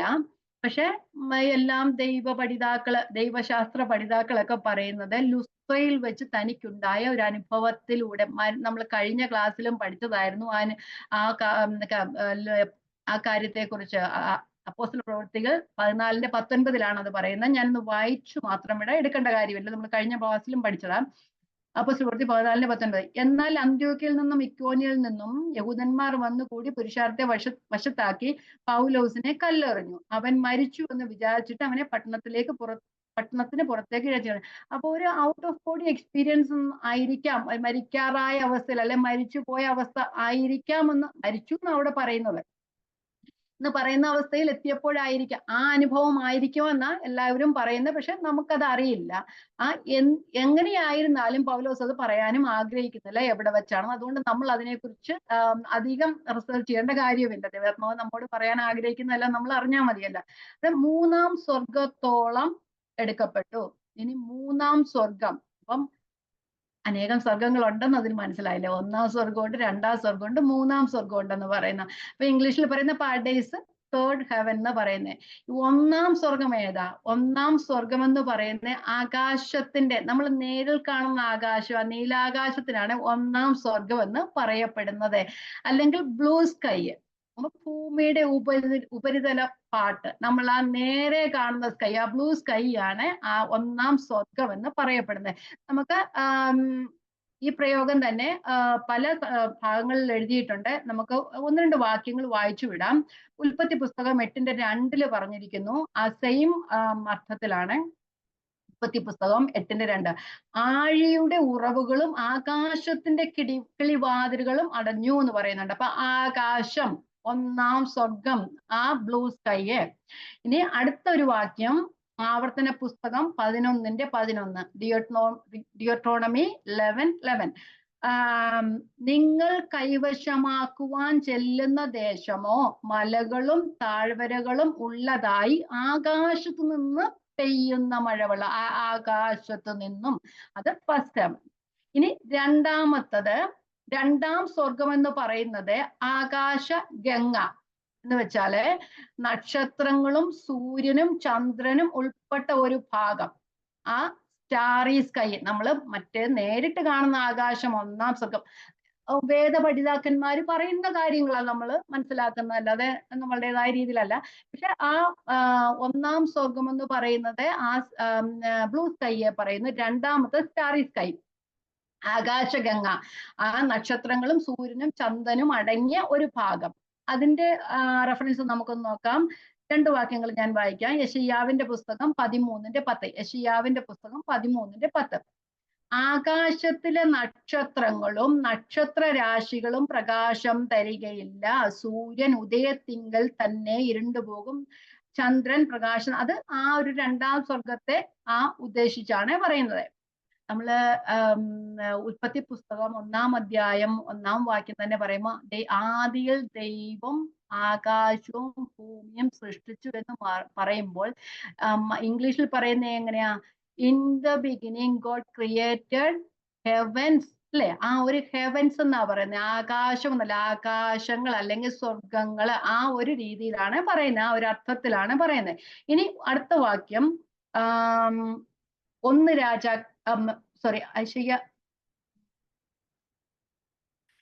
തന്നെയാണ് ആകാശത്തിലെ നക്ഷത്രങ്ങളും എന്ന് പറയുന്നത്. ഇനി സങ്കീർത്തനം 8:3, നിന്റെ വിരലുകളുടെ പണിയായ ആകാശത്തെയും നീ ഉണ്ടാക്കിയ നക്ഷത്രങ്ങളെയും ചന്ദ്രനെയും നോക്കുമ്പോൾ എന്ന് പറയുന്നുണ്ട്. അതും അതേ അർത്ഥത്തിൽ തന്നെയാണ് ഉപയോഗിച്ചിരിക്കുന്നത്. ഇനി 3-ാം സ്വർഗം, 1-ാമത്തെ സ്വർഗം എന്ന് പറയുന്നത് ബ്ലൂ സ്കൈ, 2-ാമത്തത് സ്റ്റാറി സ്കൈ. ഇനി 3-ാമത്തെ സ്വർഗം പരദീസ അല്ലെങ്കിൽ പാരഡൈസ് എന്ന് പറയും, തേർഡ് ഹെവൻ. അത് ദൈവം അധിവസിക്കുന്ന സ്ഥലം, ദൈവത്തിന്റെ വാസസ്ഥലം. ഓക്കെ, നമുക്ക് റെഫറൻസ് നോക്കാം. 1 രാജാക്കന്മാർ 8:30, ഫസ്റ്റ് കിങ്സ് 8:30 വായിക്കാം. ഈ സ്ഥലത്ത് വെച്ച് പ്രാർത്ഥിപ്പാനിരിക്കുന്ന അടിയന്റെയും നിന്റെ ജനമായ ഇസ്രയേലിന്റെയും യാചന കേൾക്കണമേ, നിന്റെ വാസസ്ഥലമായ സ്വർഗത്തിൽ കേൾക്കണമേ. തേർഡ് ഹെവൻ, ദൈവം അധിവസിക്കുന്ന സ്ഥലം. ഇനി ഒരു റെഫറൻസ് കൂടെ പറയാം. സങ്കീർത്തനങ്ങൾ 123:1, സാംസ് 123:1. സ്വർഗത്തിൽ വസിക്കുന്നവനായുള്ളോവേ, നിങ്കലേക്ക് ഞാൻ എൻ്റെ കണ്ണ് ഉയർത്തുന്നു. സ്വർഗത്തിൽ വസിക്കുന്ന ദൈവത്തിന്റെ വാസസ്ഥലമാണ് തേർഡ് ഹെവൻ. അപ്പൊ പൗലോസും പറുദീസയിലേക്ക് പോയി, അല്ലെങ്കിൽ മൂന്നാം സ്വർഗത്തിലേക്ക് പോയി, ദൈവത്തിന്റെ വാസസ്ഥലമായ സ്വർഗത്തിലേക്ക് പോയി. അപ്പം പൗലോസ് എന്നിട്ട് പറയുന്നു, 14 വർഷങ്ങൾക്ക് മുമ്പേ താൻ മൂന്നാം സ്വർഗത്തോളം എടുക്കപ്പെട്ടു. പോയതല്ല, ദൈവം എടുക്കപ്പെട്ടു. ശരീരത്തോട് കൂടെയോ എന്ന് ഞാൻ അറിയുന്നില്ല, ശരീരം കൂടാതെയോ എന്ന് ഞാൻ അറിയുന്നില്ല. അപ്പം പൗലോസ് ശരീരവും ആത്മാവും കൂടെ പോയോ എന്ന് അറിയുന്നില്ല. അല്ലാതെ ശരീരം ഭൂമിയിലായിരിക്കും, താൻ ആത്മാവിനാൽ എടുക്കപ്പെട്ട ഒരു ഔട്ട് ഓഫ് ബോഡി എക്സ്പീരിയൻസ് ആണോ എന്നും നമുക്കറിയയില്ല. പൗലോസ് പറഞ്ഞിട്ടില്ല, അതുകൊണ്ട് നമുക്ക് അതിനെക്കുറിച്ച് റിസർച്ച് ചെയ്യേണ്ട ആവശ്യമില്ല. എനിവേ, പൗലോസ് മൂന്നാം സ്വർഗത്തോളം എടുക്കപ്പെട്ടു, ദൈവത്തിന്റെ വാസസ്ഥലം പോലെ എടുക്കപ്പെട്ടു. അത് തനിക്കറിയില്ല, താൻ അറിയുന്നത് കൂടിയില്ല എങ്ങനെയാ പോയതെന്ന്. പക്ഷെ താൻ സ്വർഗത്തെയും കണ്ടു, ദൈവത്തിന്റെ വാസസ്ഥലവും കണ്ടു, ദൈവത്തെയും കണ്ടു, അവിടുത്തെ ദൂതന്മാരെയും കണ്ടു, സ്വർഗവും കണ്ടു, അവിടെ സംസാരിക്കുന്നതും താൻ കേട്ടു, അല്ലെ? അത് നമുക്കറിയാം, അത്രയും കേട്ടു. അപ്പം എന്താ അതിന് ഈ എങ്ങനെ പോയിന്നതിന് താൻ പ്രാധാന്യം കൊടുക്കുന്നില്ല. പക്ഷെ തന്റെ വെളിപ്പാടുകൾക്കാണ്, അവിടെ കേട്ട കാര്യങ്ങൾക്കാണ് താൻ ഇമ്പോർട്ടൻസ് കൊടുക്കുന്നത്. അതുകൊണ്ട് അപ്പം തന്നെ കുറിച്ച് താൻ എങ്ങനെ പോയെന്നോ ഒന്നും അതിനുള്ള ഇമ്പോർട്ടൻസ് ഒന്നും താൻ കൊടുക്കുന്നില്ല. തനിക്ക് ഇമ്പോർട്ടന്റ് ആയിട്ടുള്ളത് ദൈവത്തിന്റെ വെളിപ്പാടുകളാണ്. താൻ മൂന്നാം സ്വർഗത്തോടെ എടുക്കപ്പെട്ടു എന്ന് പറയുന്നു. ശരീരത്തോടെ എടുക്കപ്പെട്ടവരുണ്ടല്ലോ, അതാരൊക്കെയാ? ഏലിയാവും ഹാനോക്കും എടുക്കപ്പെട്ടു. അങ്ങനെ പോയവര് തിരിച്ചു വന്നിട്ടും ഇല്ല. ഓക്കെ, ഇനി നമുക്ക് മൂന്നാമത്തെ വാക്യത്തിലേക്ക് പോകാം. മൂന്നാമത്തെ വാക്യം, ആ മനുഷ്യൻ പറുദീസയോളം എടുക്കപ്പെട്ടു, ശരീരത്തോടു കൂടെയോ ശരീരം കൂടാതെയോ എന്ന് ഞാൻ അറിയുന്നില്ല, ദൈവം അറിയുന്നു. അപ്പൊ ആ മനുഷ്യൻ പറുദീസയുള്ള ദൈവത്തിന്റെ വാസസ്ഥലം വരെയാണ്. പറുദീസ എന്ന് പറയുമ്പം നമുക്ക് പെട്ടെന്ന് ഓർമ്മ വരുന്ന ഒരു കാര്യമാണ്, കർത്താവിന്റെ ക്രൂശിക്കപ്പെട്ട സമയത്ത് ക്രൂശിൽ കിടന്ന കള്ളൻ, ഇടതു ഭാഗത്തെ കള്ളനാണോ പറഞ്ഞ വലതു ഭാഗത്തെ കള്ളനാണോ പറഞ്ഞേ? അങ്ങനെ ഇടത്തും വലത്തും എന്ന് പറഞ്ഞിട്ടില്ല, ക്രൂശിൽ കിടന്ന രക്ഷിക്കപ്പെട്ട കള്ളന്. അപ്പൊ കർത്താവിനെ അറിഞ്ഞ കള്ളനോട് കർത്താവ് പറയുന്നുണ്ട്, ഇന്ന് നീ എന്നോട് കൂടെ പറുദീസയിൽ ഇരിക്കുമെന്ന് പറയുന്നുണ്ട്. ആ സ്ഥലം വരെ പൗലോസ് പോയി. നമ്മൾ പറയുന്ന മരിച്ചവർ, ക്രിസ്തുവിൽ മരിച്ചവർ പോകുന്ന സ്ഥലമാണ് പറുദീസ എന്ന് പറയുന്നത്. നമ്മള് ആ ഒരു എന്താ പറയുന്നത്, നമ്മൾ അതിനൊരു ക്ലാസ് എടുത്തായിരുന്നല്ലോ, ആ കർത്താവിന്റെ രണ്ടാമത്തെ വരവിനെ കുറിച്ചുള്ള, അതിനകത്ത് ഞാൻ പറഞ്ഞിട്ടുണ്ട്. എനിവേ, അപ്പം മരിച്ചവരുടെ പോകുന്ന സ്ഥലമാണ് പറുദീസ എന്ന് പറയുന്ന. പൗലോസ് അവിടെ പോയി, ശരീരത്തോടു കൂടി ശരീരം കൂടാതെന്ന് അറിയത്തില്ല, പക്ഷെ കർത്താവ് അറിയുന്നു, ദൈവം അറിയുന്നു എന്ന് പറയുന്നുണ്ട്. അപ്പൊ പൗലോസും അവിടെ പോയി തിരിച്ചു വന്നു. ഓക്കെ, അതുകൊണ്ടാണ് നമുക്കിത് കിട്ടിയത്. നാലാമത്തെ വാക്യത്തിലേക്ക് പോകാം. നാലാമത്തെ വാക്യം, മനുഷ്യന് ഉച്ചരിപ്പാൻ പാടില്ലാത്തതും പറഞ്ഞു കൂടാത്തതുമായ വാക്കുകളെ അവൻ കേട്ടു എന്ന് ഞാൻ അറിയുന്നു. അവൻ കേട്ടു, ആ തേർഡ് പേഴ്സണിലാ പറയുന്നത്. പൗലോസ് തന്നെ അതിന് പ്രശംസിക്കാനായിട്ട് ആഗ്രഹിക്കുന്നില്ല. അതുകൊണ്ടാണ് പൗലോസ് അങ്ങനെ പറഞ്ഞ. അവൻ കണ്ടു, മനുഷ്യൻ ഉച്ചരിപ്പാൻ പാടില്ലാത്തതും പറഞ്ഞുകൂടാത്ത വാക്കുകളെ അവൻ കേട്ടു എന്ന് പറയുന്നു. അപ്പൊ മനുഷ്യന് ഉച്ചരിപ്പാൻ പാടില്ലാത്തത്, അങ്ങനെ പറയുമ്പോൾ മനുഷ്യൻ ഉച്ചരിക്കാൻ പാടില്ലാത്തത് പൗലോസിനെ കേൾപ്പിച്ചില്ലേ ദൈവമേ, അല്ലേ? അപ്പൊ പൗലോസിന് മാത്രം നമുക്കറിയില്ല, എന്തുവാ കേട്ടെന്ന് അറിയത്തില്ല. പൗലോസ് നമ്മോട് പറഞ്ഞിട്ടില്ല, അതുകൊണ്ട് നമുക്ക് അറിയില്ല എന്താണെന്ന്. ഒന്നുകിൽ അത് പൗലോസിന് മാത്രമുള്ളതായിരിക്കാം. നമ്മള് എന്താ പറയുന്നത്, പ്രവചന പുസ്തകങ്ങളിലെ പ്രത്യേകിച്ച് ദാനിയേലിന്റെ പുസ്തകം നമ്മൾ വായിക്കുമ്പോൾ ദാനിയേലിനോട് എന്താ പറഞ്ഞേ? ഇത് ഇപ്പോഴത്തേക്കുള്ളതല്ലാത്തത് കൊണ്ട് നീ മുദ്രയിട്ടേക്കാൻ പറഞ്ഞല്ലേ. പക്ഷെ റെവലേഷൻ, വെളിപ്പാട് പുസ്തകം, യോഹന്നാനുണ്ടായ വെളിപ്പാടിന് യോഹന്നാനോട് എന്നാ പറഞ്ഞു? അത് മുദ്രയിടണ്ട, ഇത് ഇപ്പോഴത്തേക്കുള്ളതാന്ന് പറഞ്ഞല്ലേ. അതുപോലെ തന്നെ ദൈവം ഇവിടെ പൗലോസിന് അവിടെ പറഞ്ഞു ചെയ്യരുത് എന്ന് പറഞ്ഞത് പൗലോസിന് വേണ്ടി മാത്രമുള്ളതായിരിക്കാം, അതുകൊണ്ട് നമുക്കറിയില്ല. അല്ലെങ്കിൽ പറഞ്ഞു മനുഷ്യൻ ഉച്ചരിച്ചുകൂടാത്ത വാക്കുകളാണ്, അത് മനുഷ്യന് പറയാൻ പറ്റാത്ത വാക്കുകളാണ്. ചിലപ്പോൾ അത് വിശുദ്ധമായ ദൈവത്തിന് മാത്രം പറയാവുന്ന വാക്കുകളായിരിക്കാം. ദൈവം പൗലോസിന് ഇത് മനസ്സിലാക്കി കൊടുത്തു. ഇപ്പം ദാനിയേലിന്റെ പുസ്തകം തന്നെ നമ്മൾ വായിക്കുമ്പോഴേ ദാനിയേലിനോട് ദൈവദൂതൻ കുറെ കാര്യങ്ങൾ പറയുമ്പോൾ ദാനിയേലിന് അത് മനസ്സിലാവുന്നില്ല. അപ്പൊ അതിന്റെ അർത്ഥം എന്താണെന്ന് ചോദിച്ചു. അത് ദൂതൻ പറഞ്ഞു കൊടുക്കുന്നതായിട്ട് നമുക്ക്, ഗബ്രിയേൽ ദൂതൻ പറഞ്ഞു കൊടുക്കുന്നതായിട്ട് നമുക്കത് കാണുന്നുണ്ട്. അവിടെ ദൈവം പറഞ്ഞു മനസ്സിലാക്കി കൊടുത്തു. അപ്പൊ ദൈവം പറയുമ്പോൾ മനുഷ്യനോട് പറയുന്ന കാര്യങ്ങൾ മനുഷ്യന് മനസ്സിലാകും. വേറെ ആരും പറഞ്ഞു കൊടുക്കേണ്ട കാര്യമൊന്നുമില്ല. അത് പൗലോസിനോട് തന്നെ പറഞ്ഞത് കൊണ്ട് ദൈവത്തിന്റെ വാക്കുകളാണെങ്കിലും മനുഷ്യൻ ഉച്ചരിച്ചു കൂടാത്താൻ പാടില്ലാത്തതാണെങ്കിലും ആ ദൈവം പൗലോസിനോട് പറഞ്ഞപ്പോ പൗലോസിന് മനസ്സിലായി. പക്ഷെ പൗലോസിനോട് പറഞ്ഞു, നീ അതാരോടും പറയരുതെന്ന് പറഞ്ഞു. കാരണം പൗലോസിന്റെ അനുസരണമാണ് നമുക്ക് കാണുവാനായിട്ട് കഴിയുന്നത്. പല സമയത്തും നമ്മൾ പുൾപിറ്റുകളിലൊക്കെ കേൾക്കുന്ന ഔട്ട് ഓഫ് ബോഡി എക്സ്പീരിയൻസ് ഉള്ള ആളുകൾ പോയിന്ന് പറഞ്ഞിട്ടുണ്ട്. പക്ഷെ അവരൊക്കെ വന്നിട്ട് അങ്ങനെ കണ്ടു ഇങ്ങനെ കണ്ടു എന്നൊക്കെ പറയുന്നത്. പക്ഷെ ഇവിടെ നോക്കിയേ, ഇത്രത്തോളം വലിയൊരു അപ്പോസ്തലൻ, സ്വർഗ സമാനമായ അനുഭവങ്ങൾ ഉണ്ടായിട്ടും പൗലോസിനോട് ദൈവം പറഞ്ഞു നീ അത് പറയരുത് എന്ന് പറഞ്ഞപ്പോൾ പൗലോസ് ഇതുവരെയും അത് പറഞ്ഞില്ല. അത് മനുഷ്യന് ഉച്ചരിച്ചുകൂടാൻ, മനുഷ്യന് പറയാൻ കൂടാത്തതായിരുന്നു. പക്ഷെ പൗലോസിനോട് പറഞ്ഞു അത് പറയരുതെന്ന് പൗലോസ് പറഞ്ഞില്ല. പക്ഷെ ആ അനുഭവം പറഞ്ഞു, തനിക്ക് അങ്ങനെ ഉണ്ടായി. പക്ഷെ സ്വർഗത്തിൽ കണ്ട കാര്യങ്ങളെ കുറിച്ചൊന്നും പറഞ്ഞില്ല. പൗലോസ് ദൈവത്തെ കണ്ടിട്ടുണ്ട് അല്ലെ. പക്ഷെ നമ്മൾ നോക്കിയാല് യോഹന്നാൻ ഉണ്ടായ വെളിപ്പാടിനകത്ത് ക്രിസ്തുവിന്റെ ദർശനം കണ്ടിട്ടുണ്ട് അല്ലെ. യോഹന്നാൻ കണ്ടു. പക്ഷെ യോഹന്നാനും അത് എഴുതി വെച്ചു. അത് എഴുതരുതെന്ന് പറഞ്ഞില്ല. വേറെ കാര്യങ്ങള് ഒക്കെ എഴുതരുതെന്ന് പറഞ്ഞു. ഇടിമുഴക്കമൊക്കെ കേൾക്കുമ്പോ യോഹന്നാനോട് പറയുന്നത് അതൊക്കെ എഴുതരുതെന്ന് പറഞ്ഞു. യോഹന്നാൻ അത് എഴുതിയില്ല. പക്ഷെ ക്രിസ്തുവിന്റെ ദർശനം എഴുതി വെച്ചിട്ടുണ്ടല്ലേ. പൗലോസ് ഇവിടെ ഒന്നും എഴുതിയിട്ടില്ല. പൗലോസിനോട് പറഞ്ഞു അത് പറയരുത്. സ്വർഗത്തിൽ കണ്ട ഒരു കാര്യങ്ങളെ കുറിച്ചും പൗലോസ് പറഞ്ഞില്ല. ഇത് നമുക്ക് മനസ്സിലാക്കാനുള്ളത് പൗലോസിന്റെ ആ ഒരു താഴ്മ, പൗലോസിന്റെ ദൈവത്തോടുള്ള അനുസരണം, അത് ദൈവം പറഞ്ഞു കൊടുത്തതാണ്. അത് പൗലോസിന് മാത്രമുള്ളതായിരിക്കാം. അത് ദൈവത്തിന് മാത്രം പറയാൻ കഴിയുന്ന കാര്യങ്ങളായിരിക്കാം. അതുകൊണ്ടാണ് ഇവിടെ പറഞ്ഞ് മനുഷ്യന് ഉച്ചരിപ്പാൻ പാടില്ലാത്തതും പറഞ്ഞു. മനുഷ്യന് പറഞ്ഞു, നമുക്കത് പറയാനൊക്കില്ല. അത് പറഞ്ഞുകൂടാത്തതുമായ വാക്കുകൾ, ദൈവത്തിനു വേണ്ടി ദൈവം പറയുന്ന വാക്കുകൾ മാത്രമായിരിക്കാം എന്ന് നമുക്ക് ഊഹിക്കാം. അത്രയേ ഉള്ളൂ. നമുക്ക് അതിനെക്കുറിച്ച് അവിടെ ഇങ്ങനെ യോഹന്നാന്റെ ഇപ്പം മനസ്സിൽ പറഞ്ഞു, യോഹന്നാന്റെ സുവിശേഷം 8-ാം അധ്യായത്തില് ഓർക്കുന്നുണ്ടോ യോഹന്നാന്റെ സുവിശേഷമൊക്കെ പഠിച്ചത്? എനിവേ എല്ലാരും ഇല്ലായിരുന്നല്ലോ. എനിവേ അപ്പൊ അതിനകത്ത് ഒരു പാപിനിയായ സ്ത്രീയെ കർത്താവിന്റെ മുമ്പിൽ കൊണ്ടുവന്ന് നിർത്തിയപ്പോഴേ കർത്താവ് കുനിഞ്ഞിരുന്ന് കാലുകൊണ്ട് നിലത്തെഴുതിയെന്ന് പറഞ്ഞല്ലേ. അതിനെ എത്രത്തോളം ആൾക്കാർ വ്യാഖ്യാനിക്കുന്നുണ്ട്. കർത്താവ് എന്തൊക്കെ എഴുതിയെന്ന്, ന്യായപ്രമാണം എഴുതിയെന്ന് പറയുന്നത് അവിടെ നിന്നവരുടെ എല്ലാം കുറ്റങ്ങൾ, എത്ര പ്രസംഗങ്ങൾ കേട്ടിട്ടുണ്ടല്ലേ. കുറ്റങ്ങൾ എഴുതിയെന്ന് പറയുന്നത് പല വ്യാഖ്യാനങ്ങളാണ്. പക്ഷെ അവിടെ കർത്താവ് വിരലുകൊണ്ട് നിലത്ത് എഴുതിയെന്ന് മാത്രമേ പറയുന്നുള്ളൂ, വേറെ ഒന്നും പറയുന്നില്ല. അതിനെ വ്യാഖ്യാനിക്കാൻ നമുക്ക് ദൈവം എഴുതി നമ്മൾ അറിയുവാൻ ദൈവം ആഗ്രഹിക്കുന്നില്ല. അതുകൊണ്ട് ദൈവം നമുക്ക് എഴുതി തന്നിട്ടില്ല. അതുകൊണ്ട് ഈ കാര്യങ്ങൾ നമുക്ക് അങ്ങനെ തന്നെ വിട്ടേക്കാം. മറഞ്ഞിരിക്കുന്ന ദൈവത്തിനുള്ളതാ.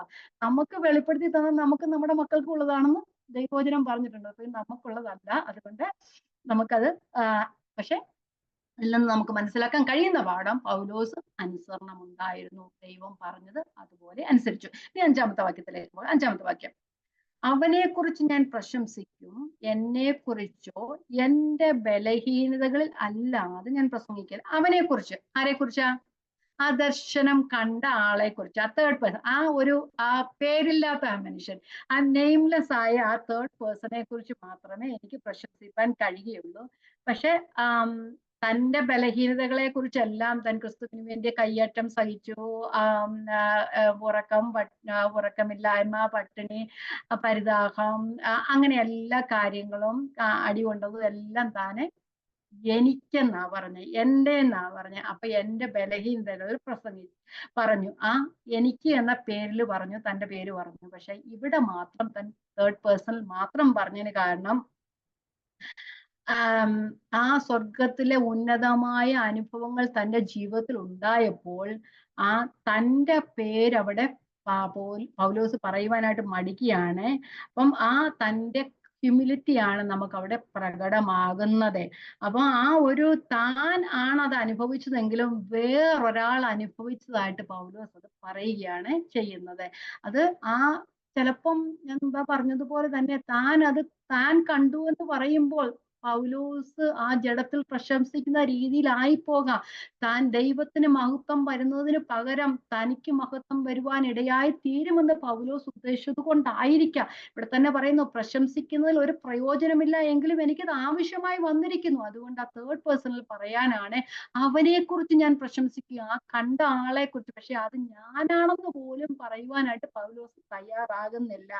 അപ്പൊ ആ വ്യക്തി അനുഭവിച്ചതുപോലെ വേറൊരു വ്യക്തി അനുഭവിച്ചതുപോലെ താൻ പറയും, തന്നെ കണക്ട് ചെയ്യാനായിട്ട് തന്നെ പൗലോസ് ആഗ്രഹിക്കുന്നില്ല. അവനെ കുറിച്ച് ഞാൻ പ്രശംസിക്കുക, സ്വർഗീയ അനുഭവം ഉണ്ടായ അനുഭവത്തെ കുറിച്ച് പ്രശംസിക്കും. പക്ഷെ എന്നെ കുറിച്ചാണെങ്കിൽ, ആ ഒരു ഞാനെന്ന ആളെ കുറിച്ചാണെങ്കിൽ, എൻ്റെ ആ ഒരു ബലഹീനതയെ കുറിച്ച് മാത്രമേ ഞാൻ പ്രശംസിക്കുകയുള്ളൂ. ആ സ്വർഗത്തിലെ ഉന്നതമായ അനുഭവങ്ങളെ കുറിച്ച് പറയുമ്പോൾ തന്റെ പേര് പറയാൻ താൻ മടിക്കുക, താൻ അതിലൊന്നും യോഗ്യനല്ല എന്ന ആ ഒരു അർത്ഥത്തിലാണ്. നമുക്ക് അടുത്ത വാക്യത്തിലേക്ക് പോകാം. അടുത്ത വാക്യം, ഞാൻ പ്രശംസിപ്പാൻ വിചാരിച്ചാലും മൂടനാകയില്ല, സത്യമല്ലോ പറയുന്നത്. എങ്കിലും എന്നെ കാണുന്നതിനും എൻ്റെ വായിൽ നിന്ന് കേൾക്കുന്നതിനും മീതെ ആരും എന്നെ കുറിച്ച് നിരൂപിക്കരുത് എന്ന് വെച്ച് ഞാൻ അടങ്ങുന്നു. എനിക്ക് പ്രശംസിപ്പാൻ വിചാരിച്ചാലും, കൊരിന്തിലെ കള്ള അപ്പോസ്തോലന്മാർ തങ്ങളെ കുറിച്ച് തന്നെ പ്രശംസിച്ച ഒരു അനുഭവം, അത് ആ കൊരിന്ത്യരുടെ ആ മനസ്സിനെ കവർന്ന അനുഭവം, ആ അനുഭവം ഉണ്ടായി. അവര് വെറുതെ പൊടിപ്പും തൊങ്ങലും വെച്ച് സംസാരിക്കുകയായിരുന്നു. പക്ഷെ പൗലോസ് പറയുക, ഞാൻ പ്രശംസിക്കാൻ വിചാരിച്ചാൽ ഒരു മൂടനെ പോലെ ഞാനങ്ങ് പറയുകയാണ്. കാരണം എന്താ മൂടനെ പോലെ? കാരണം മൂടന്മാരാ കൂടുതൽ പ്രശംസിക്കുന്നതെന്ന് വിവരമുള്ളവർ പ്രശംസിക്കില്ലെന്ന് അറിയാം. അതുകൊണ്ടാണ് ഞാനങ്ങ് മൂടനെ പോലെ, നിങ്ങളുടെ ആ ഒരു മാനസാന്തരത്തിന് വേണ്ടി, നിങ്ങൾ ദൈവത്തിലേക്ക് തിരിച്ചു വരാൻ വേണ്ടി ഞാനൊരു മൂടനെ പോലെ അങ്ങ് പറയുക. എനിക്ക് പ്രശംസിച്ച പ്രയോജനമില്ലെന്ന് എനിക്കറിയാം, എങ്കിലും ഞാനങ്ങ് പറയുകയാണ് ചെയ്യുന്നത്. ഞാൻ ഈ പ്രശംസിക്കുന്ന അധികമായി ഞാൻ സത്യമല്ലോ പറയുന്നത്, എങ്കിൽ എന്നെ കാണുന്നതിന് എൻ്റെ വായിൽ നിന്ന് കേൾക്കുന്നതിന് ആരും എന്നെ, നിങ്ങൾ എന്നെ കാണുന്നത് പോലെ അതിലല്ലാതെ എന്നെ കുറിച്ച് ഞാൻ ഒന്നും പ്രശംസിക്കുന്നില്ല. അങ്ങനെ പ്രശംസിക്കാൻ ഞാൻ ആഗ്രഹിക്കുന്നുമില്ല.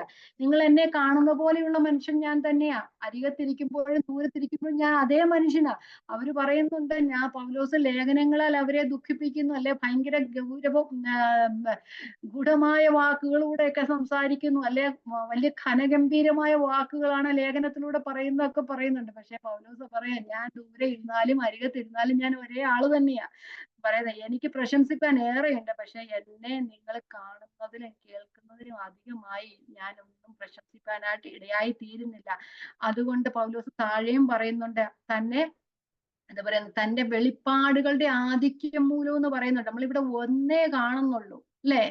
പൗലോസ് നിർബന്ധത്താൽ പറയുകയാണ്, വെളിപ്പാടുകളുടെ ആധിക്യം മൂലം എന്ന് പറയുമ്പോൾ ഇതിനേക്കാളും അധികമായി പലതവണ ദൈവത്തിന്റെ എൻകൗണ്ടർ പൗലോസിന് ഉണ്ടായതായിട്ട് നമുക്ക് കാണുവാനായിട്ട് കഴിയും. പക്ഷെ അതൊന്നും പറഞ്ഞ് തന്റെ ജഡത്തിൽ പ്രശംസിക്കാനായിട്ട് പൗലോസ് ആഗ്രഹിക്കുന്നില്ല.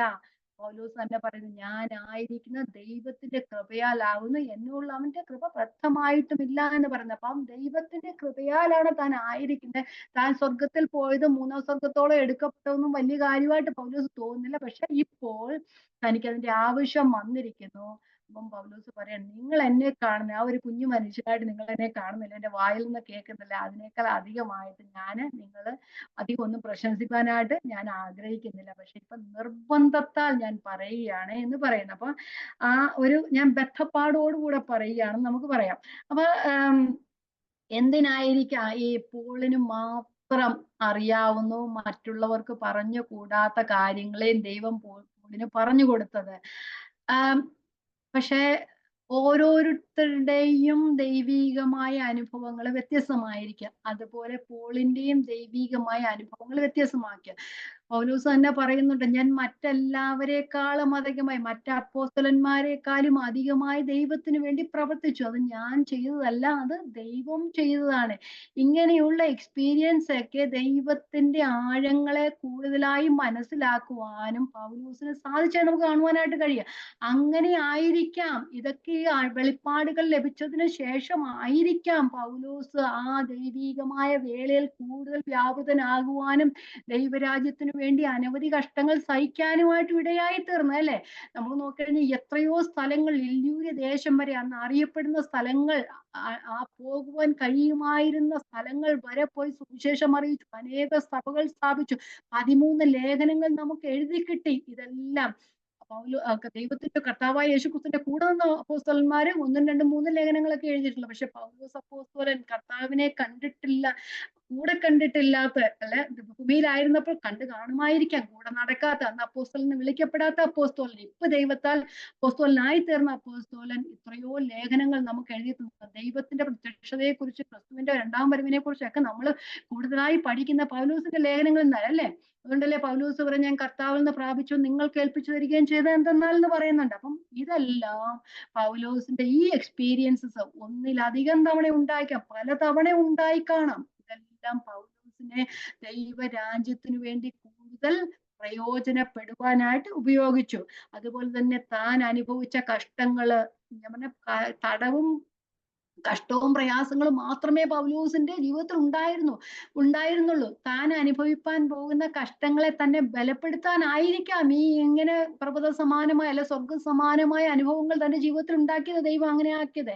പിന്നെ പൗലോസ് പറഞ്ഞുള്ള ഈ ഭൂമിയിലെ കഷ്ടങ്ങളെല്ലാം ക്ഷണനേരത്തേക്കുള്ളതെന്ന് പൗലോസ് പറഞ്ഞില്ലേ, അതിനൊക്കെ കാരണമായി തീർന്ന സ്വർഗത്തിലെ വലിയ മഹത്വം കണ്ടതുകൊണ്ടായിരിക്കാം. നമുക്ക് ആ വാക്യം മാത്രം ഒന്ന് വായിച്ചു വിടാം, 2 കൊരിന്ത്യർ 4:16. അപ്പൊ ഈ ലോകത്തിൽ കാണുന്നത് ഒന്നും അത് താൽക്കാലികമാണ്, കാണാത്തത് നിത്യമാണെന്ന് പൗലോസിനെ പറയാൻ പ്രേരിപ്പിക്കാൻ കാരണമായി തീർന്നത് ഈ പർവ്വത സമാനമായ അല്ലെ സ്വർഗ സമാനമായ എക്സ്പീരിയൻസ് ആയിരിക്കാം.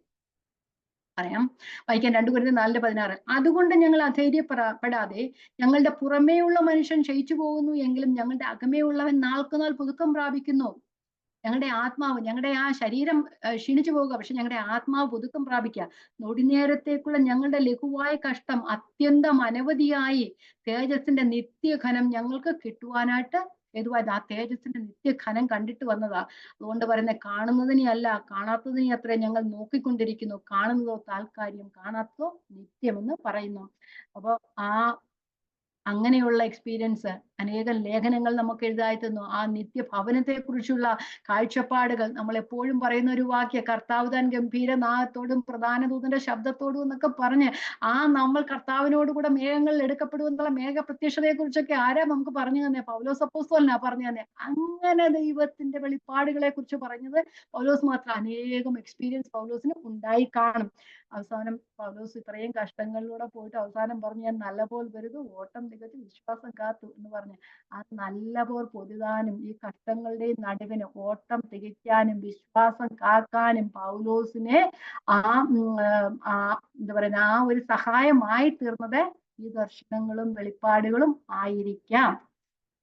അനേകർക്ക് ദൈവത്തിന്റെ ദർശനങ്ങളും വെളിപ്പാടുകളും കഷ്ടങ്ങളിലൂടെയും പ്രയാസങ്ങളിലൂടെയും കടന്നു പോകുമ്പോൾ കണ്ടിട്ട് അനേകം കഷ്ടങ്ങൾ ജീവിതത്തിൽ അനുഭവിക്കുന്നവരായിരിക്കും ക്രിസ്തുവിനോട് കൂടെ ഏറ്റവും അടുത്ത് ജീവിക്കുന്നത്. അത് അവരുടെ അനുഭവങ്ങളാണ്. ദൈവം അവരുടെ കഷ്ടതയിൽ ബലപ്പെടുത്തുന്നതാണ്.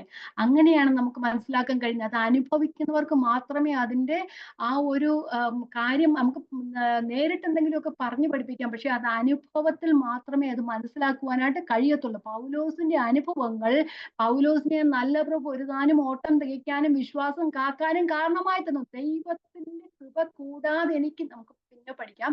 ദൈവത്തിന്റെ കൃപ കൂടാതെ എനിക്കൊരു നിമിഷവും നിൽക്കാൻ പാടില്ല എന്ന് ഒക്കത്തില്ല എന്ന് പൗലോസിന് ഒരു ആവശ്യമായി വരും. കാരണം ഒരു ശൂലം തന്നിരിക്കുന്നു എന്നാ പറയുന്നത്. ആ ശൂലം നീങ്ങിപ്പോകാൻ പ്രാർത്ഥിച്ചിട്ടും അത് മാറിപ്പോയില്ല. കാരണം എപ്പോഴും കുത്തിക്കൊണ്ടിരിക്കുന്ന ആ ഒരു ശൂലം ആ ദൈവത്തിന്റെ കൃപയില്ലാതെ മുമ്പോട്ട് പോകാൻ കഴിയത്തില്ല എന്ന് പൗലോസിന് മനസ്സിലാക്കി. എനിക്ക് ദൈവത്തിന്റെ കൃപയില്ലാതെ ഒരു മിനിറ്റ് പോലും മുമ്പോട്ട് പോകാൻ ഒക്കത്തില്ലെന്ന് മനസ്സിലായ സന്ദർഭത്തിലാണ് ആ ദൈവത്തിന്റെ കൃപയെ കുറിച്ച് മനസ്സിലാക്കുവാനായിട്ട് കഴിഞ്ഞത്. ആ ശൂലമില്ലായിരുന്നെങ്കിൽ പൗലോസ് എങ്ങനെ ദൈവത്തിന്റെ കൃപ ഇത്രത്തോളം മനസ്സിലാക്കിയേനെ? നമ്മുടെ ജീവിതത്തിൽ എത്രയോ ശൂലങ്ങൾ ദൈവം തന്നത് കൊണ്ടല്ലേ ദൈവത്തിന്റെ കൃപയെ കുറിച്ച് നമുക്ക് മനസ്സിലാക്കുവാനായിട്ട് കഴിയുന്നുള്ളു. അതുകൊണ്ട് ദൈവത്തിന് സ്തോത്രം ചെയ്യാം. അപ്പം ഇനി നമുക്ക് അതാ പറയാം, അതാ നമ്മൾ പഠിക്കാം. അപ്പൊ ഇവിടെ പറഞ്ഞു, അവനെ കുറിച്ച് ഞാൻ പ്രശംസിക്കുക, എന്നെ കുറിച്ചോ എന്റെ ബലഹീനതകൾ അല്ലാതെ ഞാൻ പ്രശംസിക്കുകയില്ല. ഞാൻ പ്രശംസിപ്പാൻ വിചാരിച്ചാലും മൂടനാകേല, സത്യമല്ലോ ഞാൻ പറയുന്നത്. എങ്കിൽ എന്നെ കാണുന്നതിനും എന്റെ വായിൽ നിന്ന് നിൽക്കുന്നതിനും മീതെ ആരും എന്നെ കുറിച്ച് നിരൂപിക്കരുത് എന്ന് ഞാൻ അടങ്ങുന്നു എന്ന് പറയുന്നു. അപ്പൊ ഇനി അടുത്ത വാക്യത്തിലേക്ക് പോകാം. അടുത്ത വാക്യം, 7-ാമത്തെ വാക്യം. വെളിപ്പാടുകളുടെ ആധിക്യത്താൽ ഞാൻ അതിയായി നിഗളിച്ചു പോകാതിരിപ്പാൻ എനിക്ക് ജഡത്തിൽ ഒരു ശൂലം തന്നിരിക്കുന്നു. ഞാൻ നിഗളിച്ചു പോകാതിരിക്കേണ്ടതിന് എന്നെ കുത്തുവാൻ സാത്താന്റെ ദൂതനെ തന്നെ.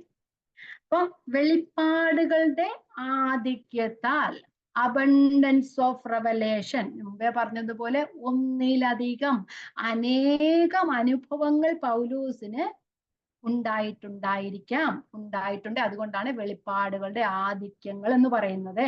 നമ്മൾ വചനം വായിക്കുമ്പോൾ ഓരോ വേർഡും അതിന്റെ വചനത്തിന്റെ ഒരു കുത്തും കോമയ്ക്കും തന്നെ അതിനർത്ഥമുണ്ട്. അപ്പൊ അനവധി ഇതുപോലെയുള്ള എൻകൗണ്ടർ പൗലോസിന്റെ ജീവിതത്തിൽ ഉണ്ടായിട്ടുണ്ട്. ഗലാത്യ ലേഖനത്തിൽ താൻ പറയുന്നുണ്ട്, താൻ 3 സംവത്സരം അറബിയിലായിരുന്നു എന്ന് പറയുന്നുണ്ട്. ആരും കാണാതെ ദൈവത്തോട് കൂടെ പോയിരുന്ന ഒരവസ്ഥ. ആ ഒരു സ്ഥലം, ആ അറബിയിൽ താൻ ആയിരുന്നപ്പോൾ എന്ത് ചെയ്തെന്നൊന്നും താൻ എങ്ങും പറഞ്ഞിട്ടില്ല. അത് നമ്മള് കർത്താവായ യേശു ക്രിസ്തുവിന്റെ ശിഷ്യന്മാർ 3.5 വർഷക്കാലം കർത്താവിനോട് കൂടെ പോയി വസിച്ച് കൂടെ പോയി വചനമൊക്കെ പഠിച്ചെന്നൊക്കെ നമ്മൾ പറയുന്നുണ്ടല്ലേ. പക്ഷെ പൗലോസിന് ആ ഒരു 3 വർഷക്കാലം പൗലോസിന് ഒരു അനുഭവം ഉണ്ടായിരുന്നു. കർത്താവിനോട് കൂടെ ഇരുന്ന് ആ ശിഷ്യന്മാരെ കർത്താവ് അഭ്യസിപ്പിച്ചതുപോലെ പൗലോസിനെ അഭ്യസിപ്പിച്ച ഒരു അനുഭവമായിട്ട് വേദപഠിതാക്കളൊക്കെ ഈ അനുഭവത്തെ പറയുന്നുണ്ട്. പക്ഷെ ഇതിനെക്കുറിച്ച് നമുക്ക് അറിയില്ല. അറബിയിലേക്ക് പോയി 3 വർഷം എന്ന് ഗലാത്യ ലേഖനത്തിൽ പറയുന്നുണ്ട്, അല്ലാതെ നമ്മൾ എവിടെയും കണ്ടിട്ടില്ല. അപ്പൊ ആ ഒരു 3 വർഷം അറബിയിലായിരുന്നു എന്ന് പറയുന്നുണ്ട്.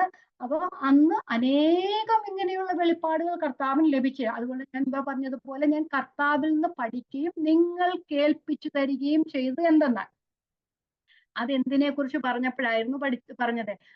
കൊരിന്ത്യർ ലേഖനത്തിലായിരുന്നല്ലോ പറഞ്ഞത്. ആ കർത്തൃമേശയെ കുറിച്ച്, ആ ദൈവത്തിന്റെ ആ കർത്തൃമേശയെ കുറിച്ച് പറഞ്ഞ സമയത്ത്, തിരുവത്താഴത്തെ കുറിച്ച് പറഞ്ഞിരുന്ന എടുക്കണ്ട ആ അവസരത്തിലായിരുന്നു അതങ്ങനെ പറഞ്ഞത്. പക്ഷെ നമ്മളും നോക്കിക്കഴിഞ്ഞാൽ നമ്മൾ പറയുമോ, പൗലോസിന് എങ്ങനെ ഇത് അറിയാനായിട്ട് കാരണം?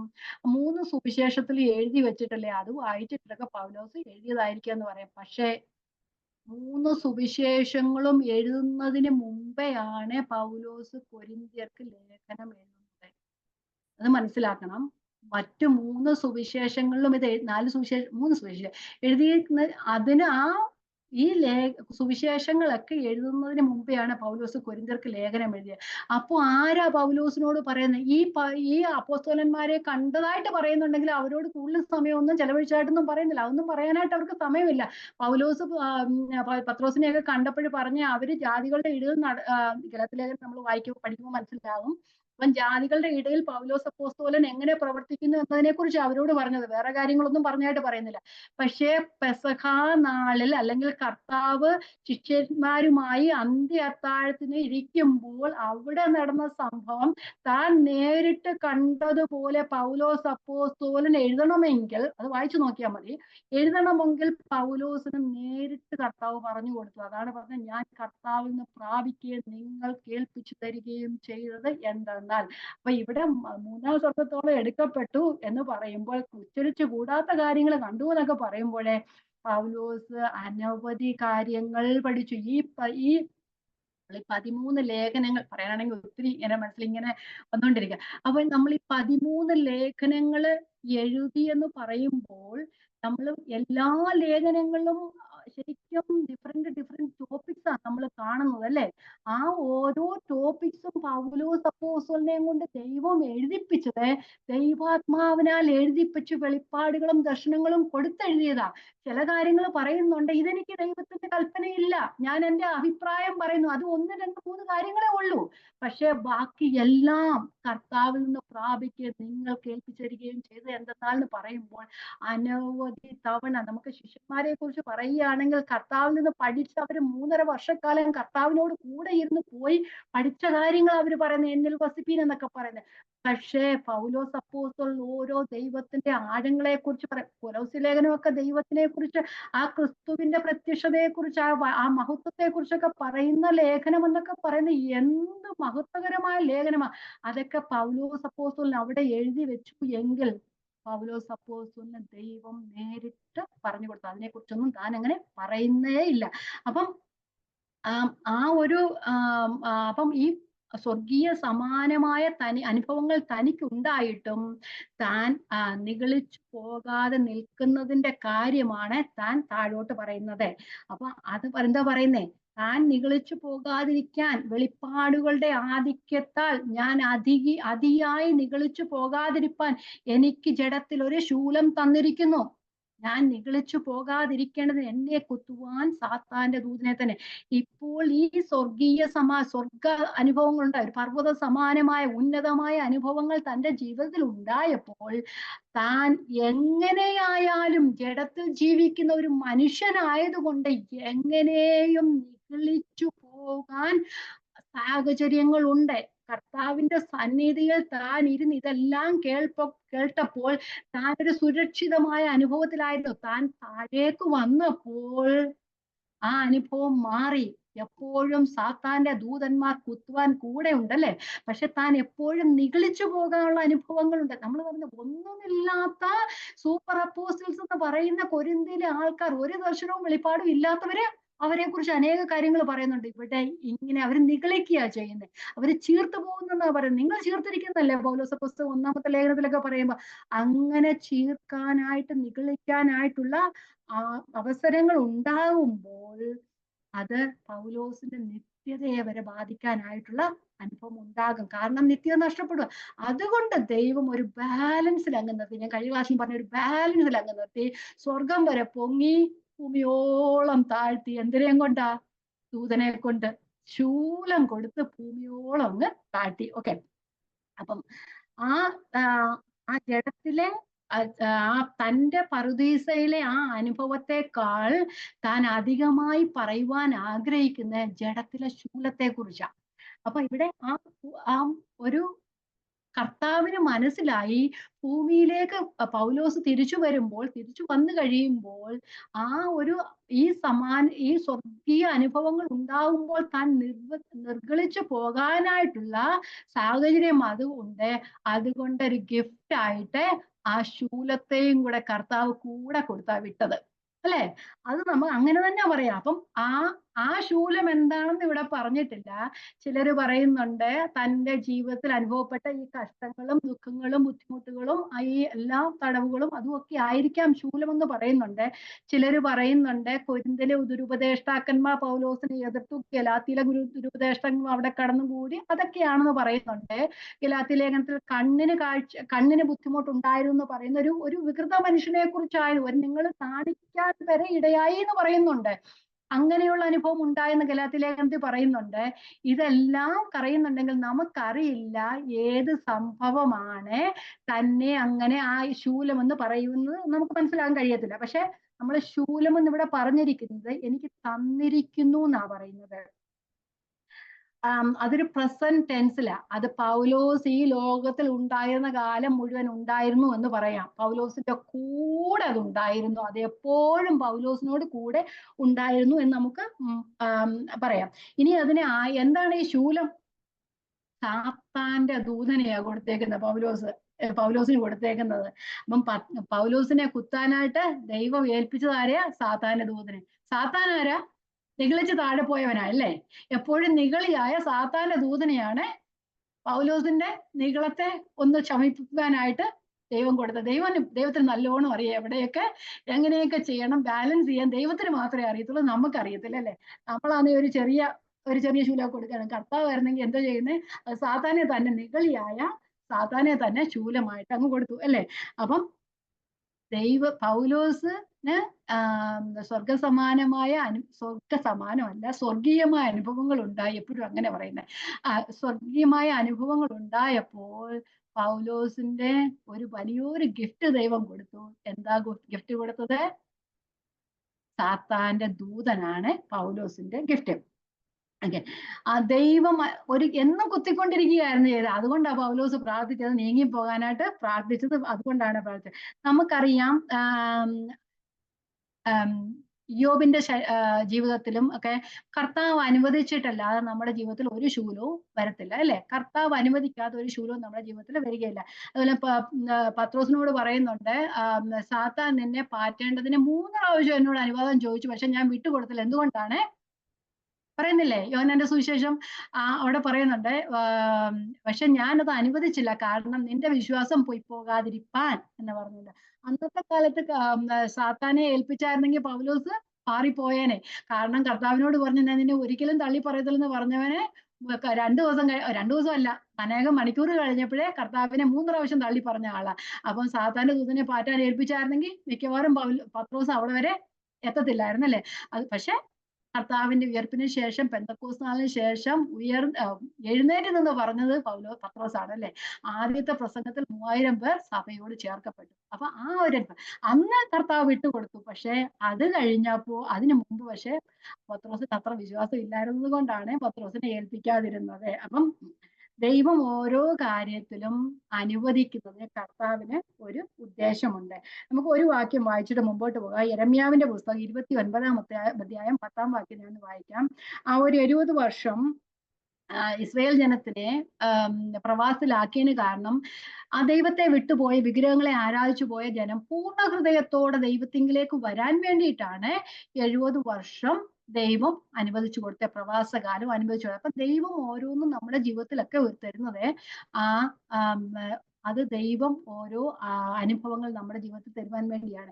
യിരെമ്യാവിന്റെ പുസ്തകം 29-10 യഹോവ ഇപ്രകാരം അരുളിച്ചെയ്യുന്നു, ബാബേലിലെ 70 സംവത്സരം കഴിഞ്ഞ ശേഷമേ ഞാൻ നിങ്ങളെ സന്ദർശിച്ചു ഈ സ്ഥലത്തേക്ക് മടക്കി വരുത്തുമെന്ന് നിങ്ങളോടുള്ള എന്റെ വചനം ഞാൻ നിവർത്തിക്കുകയുള്ളൂ. നിങ്ങൾ പ്രത്യാശിക്കുന്ന ഭാവി വരുവാൻ തക്കവണ്ണം ഞാൻ നിങ്ങളെ കുറിച്ച് നിരൂപിക്കുന്ന നിരൂപണങ്ങൾ ഇന്നവ എന്ന് ഞാൻ അറിയുന്നു. അവ തിന്മയ്ക്കല്ല നന്മയ്ക്കത്രയുള്ള നിരൂപണങ്ങൾ എന്ന് യഹോവയുടെ അരുളപ്പാട്. നിങ്ങൾ എന്നോട് അപേക്ഷിച്ചു എന്റെ സന്നിധിയിൽ പ്രാർത്ഥിക്കുകയും ഞാൻ നിങ്ങളുടെ പ്രാർത്ഥന കേൾക്കുകയും ചെയ്യും. കാരണം പ്രവാസം ബുദ്ധിമുട്ടാകുമ്പോൾ കർത്താവിനോട് പ്രാർത്ഥിക്കും.